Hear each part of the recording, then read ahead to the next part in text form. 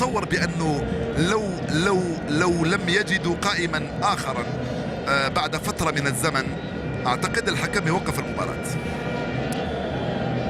لسنا هنا بعد. المهم اذا انكسر القائم سنكون بحاجه الى قائم اخر ومرمى اخر، ولا اعتقد بان هذا الامر سبق وان صادفنا في مباراه لكره القدم. حيرة كبيرة عند الجماهير الجزائرية وفرحة عند الجماهير الطوغولية، حيرة كبيرة عن سحر وسر الكرة هذه التي تفعل بالمنتخب الجزائري ما تفعله الآن، في وقت راح يدخل بوسو اللي كان لعب المباراة الأولى مع منتخب الطوغو، المدافع الأوسط الطوغولي اللي قلت كان لعب المباراة الافتتاحية الأولى. هنا أين؟ هنا نعم، هنا نعم. من هذا؟ محمد لامين عودية؟ لا، سفيان عدلان قديورة. عدلان قديورة يكسر القائم.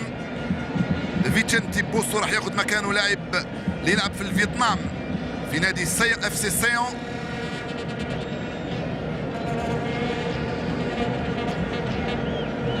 كان لعب المباراة الأولى كأساسي، يحمل رقم 9 ويلعب كقلب دفاع.